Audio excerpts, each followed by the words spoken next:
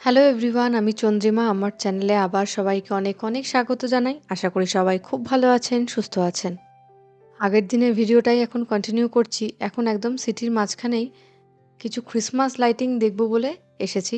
তার মধ্যে কিছু শপিং মলও আছে, সেগুলোও একটু ঘুরে দেখব। দাঁড়িয়ে আছি শানজেলিজে। এবার ওটাকে একটু বাংলা তর্জমা করে দিচ্ছি। ফ্রেঞ্চ উচ্চারণ হচ্ছে শানজেলিজে, ইংরাজিতে লিখলে ওটাকে চ্যাম্পস এলিজেস। চ্যাম্পস মানে কি চ্যাম্পিয়ন, মানে শানজেলিজের বাংলা তর্জমা হচ্ছে বিজয়ীর রাজপথ। এইখানে 14ই জুলাই প্রত্যেক বছর বাস্তিল দে প্যারেড হয়। আমাদের যেমন দেশে প্রজাতন্ত্র দিবসের প্যারেড, তেমনি এখানে বাস্তিল দে প্যারেড হয় 14ই জুলাই। 2023-এ 14ই জুলাই মানে 2 বছর আগে এই রাস্তায় ইন্ডিয়ান আর্মি কন্টিনজেন্ট প্যারেড করে গেছিল। পাঞ্জাব রেজিমেন্ট, ইন্ডিয়ান এয়ারফোর্স এবং ইন্ডিয়ান নেভি। মোস্ট প্রবাবলি কিন্তু এটা প্রথম না। 2023-এ পাঞ্জাব রেজিমেন্ট যেখানে প্যারেড করে গেছে, এর আগেও ইন্ডিয়ান আর্মি মাহার রেজিমেন্ট এখানে প্যারেড করে গেছিলো। ওটা বোধহয় 2016 কি 18 সাল, আমার ঠিক খেয়াল নেই। অন্তত দুবার ভারতীয় আর্ম ফোর্সেস এই রাস্তায় প্যারেড করে গেছে। খুব গর্বিত একটি রাস্তা, অনেক ইতিহাস, প্রায় নেপোলিয়ন বোনাপার্টির সময় থেকে ইতিহাস। মানে পুরো ইউরোপের মহারাজ বা এম্পেরার যিনি ছিলেন সেই সময়ে এটা প্রতিস্থাপিত হয়। ফ্রান্স যে 2 বছর বিশ্বকাপ জিতেছিল ফুটবলে, কোটি মানুষের মাথায় এই রাস্তা ভরে গেছিল। কিন্তু আজকে চন্দ্রিমা নিয়ে এসছে শানজেলিজের ইতিহাস দেখার জন্য না, অবশ্য এই শপিং মলেরও একটা 100 বছরের পুরনো ইতিহাস আছে। এই রাস্তায় যাই তুমি ধরবে 100 বছর মিনিমাম, ন্যূনতম, এই শপিং মলটা দেখার জন্য। এবং যা বলবে এরপরে চন্দ্রিমা বলবে, কারণ এরপরে ওই ডিওর, ওই শ্যানেলের ভিড়ে আমার বিশেষ কিছু বলার থাকে না। চলো। পকেটটা তো বলবে। পকেট কি বলবে? বলবে না। পকেট নিয়ে আমি কোনো কথাই নেই, এখানে আমি পকেট খুলি না। পকেট আর খাপ কোনটাই আমি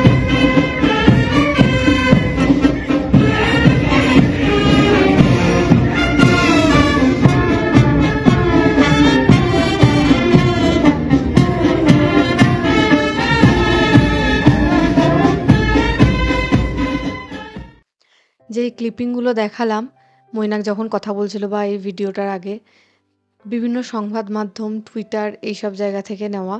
বহুদিন আগেকার তো, তাই পিকচার কোয়ালিটি বা ভিডিও কোয়ালিটিটা একটু হেজি।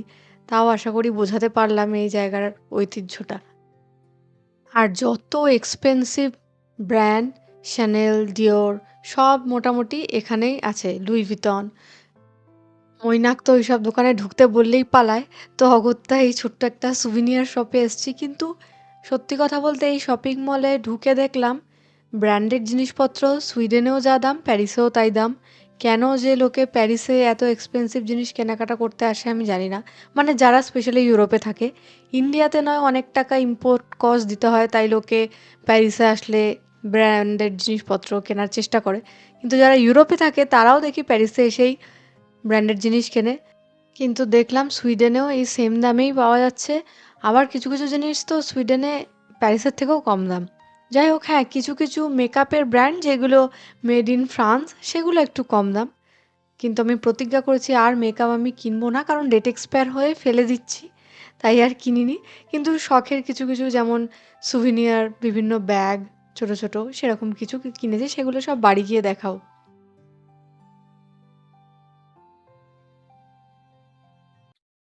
এখানে ম্যাগনেটগুলো খুবই পছন্দ হয়েছিল, কিন্তু এখনই কিনলাম না, আরও তো কিছুদিন থাকবো। ভাবলাম আরও 2-3টে জায়গায় দেখে নিই, হয়তো এটা মেন সিটির মাঝখানে বলে একটু এক্সপেন্সিভ হতে পারে, বাকি জায়গায় কম দামেও পেতে পারি। সত্যিই দেখলাম পরে তাই। কেনাকাটার জন্য আমাদের মতো যারা প্রচণ্ড শপিং করতে ভালোবাসে, প্যারিস হচ্ছে পারফেক্ট জায়গা। মৈনাক তো দোকান দেখলেই এখানে ইউটার্ন মেরে চলে যাচ্ছে, আমি একাই ঘুরে বেড়াচ্ছি বেশিরভাগ দোকানে। যাই হোক, আজকে ইচ্ছা আছে পুরো সন্ধেটাই প্যারিসের মোটামুটি হেঁটে কাটিয়ে দেবো। লাইটিং দেখব, যদিও পুরো লাইটিং তো আজকেই দেখা সম্ভব না, কারণ প্রচুর জায়গায় প্রচুর লাইটিং, সারা প্যারিস আলোয় ভরে থাকে এই সময়টা। নতুন বছর, ক্রিসমাস, পুরোটাই। এই রেস্টুরেন্টটা কি অপূর্ব সাজিয়েছে দেখুন। আর এই রাস্তাটা একটু পরেই যেই অন্ধকারটা নামবে, লাইটিংগুলো যা অপূর্ব সেটা কালকে দেখাবো। পুরো লাইটগুলো ডান্স করে, মানে ডান্সিং লাইট, বিভিন্ন কালার চেঞ্জ হয়, অদ্ভুত লাগে দেখতে রাস্তাটা। এই রাস্তা একটু ঘোরাঘুরি কেনাকাটি কমপ্লিট করে যাচ্ছি আর একটা বিশাল বড় শপিং কমপ্লেক্স বলতে পারেন সেই দিকে। জায়গাটার নাম হচ্ছে গ্যালারিয়া লাফায়েত। এটা প্যারিসের শুধু নয়, বিশ্ববিখ্যাত একটা শপিং কমপ্লেক্সই বলতে পারেন। একটা এরিয়ার মধ্যে 4টে মতো শপিং মল আছে একই নামে। তো সেখানেই যাচ্ছি, সেখানে গিয়ে তারপর বাকি ইতিহাসটা, এই শপিং মলের পিছনে কি ইতিহাস সেটাও বলছি। এখন সন্ধ্যা 6টার মতো বাজে। প্যারিসের রাস্তায় এখন যথেষ্ট মানুষের হাঁটা চলার ভিড়, আর রাস্তায় মানে গাড়ির আরও বেশি ভিড়। যে বাসটা করে আসছিলাম সেই বাসটা থেকে নামতে বাধ্য হলাম, কারণ বাস আর এগোচ্ছিল না। তো পায়ে হেঁটে চলেছি চন্দ্রিমার পছন্দ করা, ইটস ওকে। তো চলেছি এখন চন্দ্রিমার পছন্দ করা বা চন্দ্রিমার পছন্দের একটি জায়গা, একটি শপিং মল। কিন্তু শুধু শপিং মল বললে হয়তো ভুল হবে। জায়গাটাতে 100 বছরের বেশি একটা ঐতিহাসিক আভিজাত্য আছে এবং ইতিহাসও আছে। অবশ্য প্যারিস আসা থেকে একটুকু বুঝতে পারছি প্রত্যেকটা মোড় ঘুরলেই কিছু না কিছু ইতিহাস আছে। এবং ইতিহাসে যারা পাতিহাস নয়, যারা রীতিমতো একটু ইন্টারেস্ট রাখেন ইতিহাস নিয়ে, তাদের কাছে প্যারিস খুব উপভোগ্য একটি জায়গা। এই বারবার প্যারিস বলছি, যারা ফরাসি মানুষদের কাছে এই শহরটা কিন্তু পারি। আহা, আবার একটা কিছু দেখতে পাচ্ছি অদ্ভুত সুন্দর, মানে প্রত্যেকটা গলির মুখেই বলে উঠতে হচ্ছে আহা। তো চন্দ্রিমা এখন দায়িত্ব নিয়ে গুগল ম্যাপ অন করে আমাদেরকে নিয়ে চলেছে, সেখানে আমরাও চলেছি। আমি যেখানে দাঁড়িয়ে পড়েছিলাম তার সামনে যতগুলো বিল্ডিং দেখলেন সেগুলো সবকটাই গ্যালারিয়া লাফায়েত। পরপর 4টে বিল্ডিং আছে ওদের। যে একটু আগেই শনজিলিজের সামনে যে শপিং মলটা গেছিলাম সেটাও আর একটা বিল্ডিং। এবার বলি এই গ্যালারিয়া লাফায়েতের তৈরি হওয়ার পিছনে ইতিহাসটা। 1894 সালে দুটো ছোট্ট ব্যবসায়ী, ক্লেওফিল বাদক আর অ্যালফোন্স ক্যান, আমি উচ্চারণ খুবই বাজে করছি, ফ্রেঞ্চ উচ্চারণ যেহেতু, তাই ক্ষমা করে দেবেন, তারা রাস্তার ধারে একটা ছোট্ট দোকান খুলেছিল। এই যে রাস্তাটা, এটার নাম রু লাফায়েত। তো সেই দোকানটা এখানেই শুরু হয়, একটা ঝুপড়ির মতো দোকান। তারপর ব্যবসাটা খুব দ্রুত সফল হয় আর পরবর্তীকালে দোকানটাকে তারা একটু বড় করে নেয়। আর আস্তে আস্তে 1922 খ্রিস্টাব্দে তারা পাশাপাশি যতগুলো বিল্ডিং ছিল সেই বিল্ডিংগুলো কিনে নিতে থাকে। আর এই লাফায়েতের একটা বৈশিষ্ট্য হলো যতগুলো শপিং মল আছে একদম ছাদটা গম্বুজের মতো। এটাও দেখুন কি অপূর্ব, মানে এটা যে একটা শপিং মল, চোখ ধাঁধিয়ে যাবে আপনাদের দেখলে। এই পুরো ডিপার্টমেন্টাল স্টোরটার টোটাল সাইজ আন্দাজ করতে পারবেন? 7,50,000 স্কোয়ার ফিট। মানে কি বলবো, প্রত্যেকটা কোণা দেখছি আর অবাক হয়ে খালি আমরা তাকিয়েই আছি। একটা শপিং মলকেও যে এইভাবে তৈরি করা যায়, সত্যি প্যারিসে না আসলে বুঝতাম না। এখানে সমস্ত টপমোস্ট ব্র্যান্ড, লুই ভিটন থেকে আরম্ভ করে শ্যানেল থেকে আরম্ভ করে সবকিছুই এই একটা স্টোরের মধ্যে পেয়ে যাবেন। আর আজকে যেহেতু 30 তারিখ আর কালকে 31, এই সময়টা হিউজ অফার চলে সব জায়গাতেই, আমাদের সুইডেনেও তাই। তাই এত ভিড়। আর আমাদের মতো ইন্টারন্যাশনাল ট্যুরিস্ট যারা অন্য দেশ থেকে এসছে তারা এই জায়গাটাতে এসেই সব দাঁড়িয়ে আছে এই ডেকোরেশনটা দেখবে বলে। তাই জন্য ভিডিও করা সত্যি খুবই কঠিন হয়ে পড়েছে ভিড় ঠেলে। কিন্তু এই 1 জানুয়ারি এই টাইমটা যে এতটা ভিড় হয় আমার সত্যি কোনো ধারণা ছিল না। তাহলে এই টাইমটায় একটু অ্যাভয়েড করতাম, একটু কিছুদিন আগে আসতাম। যারা এই সময়টা প্ল্যান করবেন তাদেরকে একটা কথাই বলবো যে 1 জানুয়ারি কিন্তু 90% জায়গা বন্ধ থাকে, কারণ ওই দিনকে সারা রাত সবাই পার্টি করে, তারপরের দিনকে সব বন্ধ, 2 দিনই। তো এই সময়টা একটু অ্যাভয়েড করাই ভালো।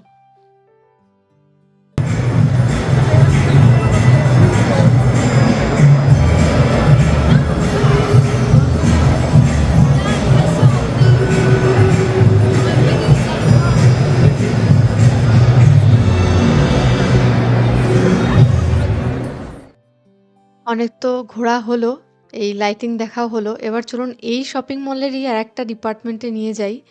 এইটা একটা অদ্ভুত সুন্দর দোকান। এই দোকানটায় বিভিন্ন রকমের খাবার জিনিস কার্টুনের মতো শেপ করে বিক্রি হয়, আর সেটাকে ওরা আবার দেখায় যে আমরা খাবারটা বানাচ্ছি। মানে প্যারিসের ফেমাস বিভিন্ন কেক, বেকারি আইটেম, এগুলো সব টয়ের মতো করে তৈরি করে, আর সেটাই ওরা দেখায় যে আমরা রান্না করছি। বেক করার পর সেটা আবার একটা কেকের মতো বক্সে করে সার্ভ করছে। মানে এত ভাল লাগছিল দেখতে। বাচ্চারা তো খুব এনজয় করছিল। যাই হোক, আমি এখান থেকে একটা টেডি কিনেছি। মৈনাক খুব ঝামেলা করে এইসব আলতু ফালতু জিনিস কিনলে, জানেন। আগে ও আমাকে প্রচুর টেডি গিফট করতো, এখন তো ঘুরেও তাকায় না। টেডির দোকান দেখলেই বোধহয় ইউটার মেরে চলে যায়। আমার ঘরে যত টেডি ছিল সব মৈনাকই মোটামুটি গিফট করেছে, মানে সুইডেনের বাড়িতে। এখন আর দেয়ই না টেডি। তো আমি কি করব, নিজেকেই নিজে গিফট করেছি। কে কখন কি দেবে তার আশায় থাকার থেকে নিজেকেই নিজে গিফট করে ফেলুন, তাহলে আর মন খারাপ হবে না। আর এটাও দেখুন কেমন কেকের মতো প্যাক করে দিচ্ছে, পেস্ট্রি বক্স যেমন হয় সেরকম। আর এখানে না যতগুলো দোকান থেকে মোটামুটি শপিং করলাম, এত সুন্দর গিফট র্যাপ বা গিফট বক্সগুলোতে দেয়, খুব ভালো লাগে। আমার গিফটের থেকেও তো গিফটের বক্সগুলো বেশি ভালো লাগে। যাই হোক, এখান থেকে টুকটাক দুটো জিনিস কিনলাম। তারপর চলুন বাইরে একটু কফি শপে যাব, কিন্তু তার আগে একটু রাস্তার লাইটিংটা, এই লাফায়াতের সামনে কি সুন্দর যে লাইটিং, সেটা একটু দেখাই। আর ওই যে ছোট ছোট টয়গুলো, সেগুলোর দাম এরকম 17 ইউরো, 20 ইউরো, ডিপেন্ড করছে কি সাইজ কি কিনছেন সেই রকম।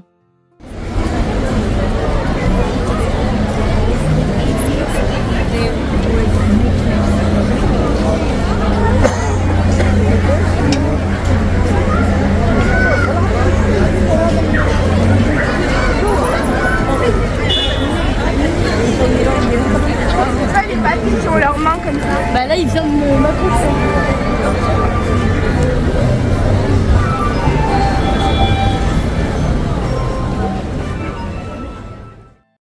এই যে ক্যাফে অপেরা সামনে, এখানেই এসছি কফি খেতে। এখানে এই রাস্তাতে শুধুই দেখছি শপিং কমপ্লেক্স, সেরকম ক্যাফে পেলামই না, আর এত ভিড় খুঁজেও পাচ্ছি না। রাস্তায় হাঁটাই কঠিন হয়ে পড়ছে। তো এইটার সামনে পেলাম, ঢুকে পড়লাম। এটা যদি আসার আমার একদম ইচ্ছে ছিল না। অনেক কফি শপ লিস্টে রেখে দিয়েছিলাম, মানে বেকারি, যেগুলোতে একটাতেও যাওয়া হয়নি। আর তার জন্য মৈনাকি রেসপন্সিবল, কারণ ও ওই কফি শপ বা বেকারিতে গিয়ে সময় নষ্ট করতে চায় না। তাই জন্য পরের ডিসেম্বরে আমি আবার আসবো শুধু আমার শখগুলো এখানে পূরণ করতে। যাই হোক, এখানে মিভানের জন্য নিয়ে নিয়েছি স্যান্ডউইচ অ্যান্ড ফ্রেঞ্চ ফ্রাইজ। আমরা দুটো মুজ আর আমি একা নিজের জন্য কফি নিয়েছি। প্রত্যেকটা খাবারই এক্সপেন্সিভ। মিভানের যেমন স্যান্ডউইচটা প্রায় 17 ইউরো মতো নিয়েছে, আমাদের মুজগুলো 15 ইউরো ইচ, আর কফিটাও ওরকম। দামগুলো এই কারণে বলছি যাতে একটা আন্দাজ হয় আপনাদের। চলে এসছে চন্দ্রিমার স্পেশাল মুজ। আমি তো চা কফি খাওয়া ছেড়ে দিয়েছি, তো দিদিভাই আমার কথা মনে রাখে। দিদিভাই টেক কেয়ার কিন্তু খুব করেন। আমার জন্য চকলেট মুজ নিয়ে এসছেন, তো আমিও এখানে বিস্কুটটা ওইভাবেই রেখেছি যাতে চায়ের মতো ডুবিয়ে রাখা যায়। আমার মুখটা ওরকম গম্ভীর ছিল কেন বলুন তো? মৈনাক আমাকে একটাও আমার পছন্দের বেকারি বা ক্যাফেতে নিয়ে যায়নি, সেই কারণে। এই জায়গা থেকে নড়াচড়া করা যাচ্ছে না, সমস্ত বাস রুট বন্ধ করে দিয়েছে জায়গাটা। আমাদের সুইডেনে যেমন ক্রিসমাসে প্রত্যেকে ব্যালকনিতে বা বাড়িতে আলো দেখি, এখানে সেটা দেখলাম না। শুধু রাস্তার আলো দেখতে দেখতেই চোখ ভরে যাবে। আর একটা ইম্পর্ট্যান্ট কথা, সবাই তো জানেন, ফ্রান্স, ফ্রান্স মানেই নেপোলিয়ান, নেপোলিয়ানের দেশ বলতে পারেন। নেপোলিয়নের সমস্ত ইতিহাস নিয়ে পরের ভিডিওতে বলবো, কারণ বলেইছিলাম প্যারিসের অলিতে গলিতে এত ইতিহাস যে আমি হয়তো 15টা ভিডিওতেও শেষ করতে পারবো না। আজ যেমন দেখুন, শুধু রাস্তা দেখাতে দেখাতেই একটা কোটা ভিডিও শেষ হয়ে গেল।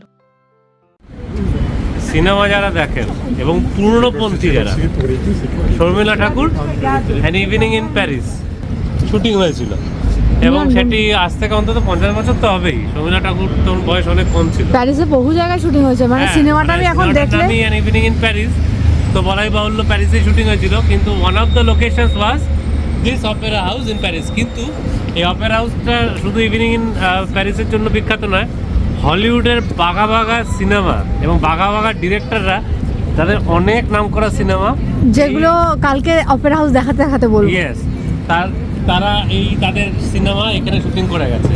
বেসিক্যালি এটা বলিউডের জন্য না, এই লোকেশনটা বিখ্যাত হলিউড সিনেমাগুলোর জন্য। বহু বিখ্যাত সিনেমা এখানে শুটিং হয়েছে। দেখিয়ে দাও অপেরা হাউস। দেখাচ্ছি। এখন প্রায় রাত 8:30টার মতো বাজে, বাড়ি যাওয়ার পালা। কারণ আজকে বাস ট্রেন সবই কম, কালকে থেকে তো মোটামুটি 1 ঘন্টায় একটা করে। তো এখানে আধ ঘন্টার রাস্তা যেতে 45 মিনিট মতো তো লাগবেই, তার বেশিও হতে পারে। তাই টুকটুক করে চললাম। বাড়ি গিয়ে আবার রান্না করব। কারণ সকাল থেকে রাত অবধি এতই বাইরে খাচ্ছি, আর যেন ইচ্ছাই করছে না বাইরে খেতে। তাও মৈনাক বলেছে পাশেই আমাদের একটা ইন্ডিয়ান রেস্টুরেন্ট আছে, সেখান থেকে কিছু খাবার তুলে নিয়ে আসবে আর মিভানের মতো বানিয়ে দেবো। বাড়ি এসে গেছি আর ভাবলাম রান্না করছি যখন বেশ অনেকটা কালকে অবধি করে রাখি। এই যে ম্যাগিও সেদ্ধ করে রেখেছি, ম্যাগি করে রাখবো। আর ডাল সেদ্ধ, ডিম সেদ্ধ, আলু, মানে যাতে যখনই খাবার ইচ্ছা হয় বাড়িতে এসে খেয়ে নিতে পারি, ফ্রিজে যেন খাবারটা রাখা থাকে। তো সেই মতো করেই রান্না করছি। আর মৈনাক তাও পাশে ইন্ডিয়ান রেস্টুরেন্টটা, ভাগ্য ভালো সেটা রাত্রি 12:30 অবধি খোলা থাকে, সেখান থেকে একটুখানি রাইস আর একটা চিকেনের আইটেম নিয়ে এসছে। মৈনাক আবার খাবার কিনে দিয়ে গিয়ে পাড়ায় আড্ডা মারতে গেছিল। ফ্রান্সে এটা একটা দেখছি, পাড়ার মোড়ে মোড়ে আমরা যেমন কলকাতায় আড্ডাখানা বসাই, এখানেও প্রত্যেক দিন রাতে বন্ধুরা মিলে আড্ডা মারে, হই হই আওয়াজ হট্টগোল আমরা ঘর থেকে শুনতে পাই। আর হোটেলের রুমটা দেখছেন, পুরো পায়রার খুপচির মতো। মানে এইরকম এয়ারবিএনবিতে যে আমরা কোনোদিন ঠকে যাব আশা করিনি।